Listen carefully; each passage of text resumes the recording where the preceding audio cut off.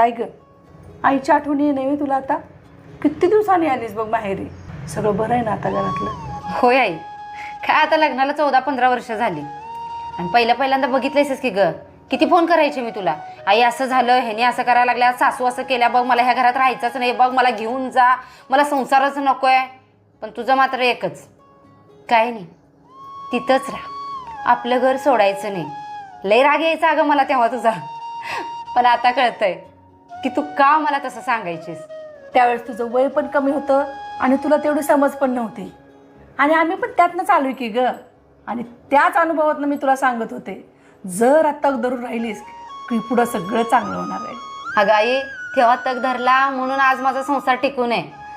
अगं मला त्यावेळेला असं वाटायचं की माझी आई मला घेऊन जात नाही, तिचं माझ्यावर प्रेमच नाही आहे, तिला मी जडच जाते, लय राग यायचा. पण त्यावेळेला जर तू प्रेम दाखवलं असतंस ना, आज माझा संसार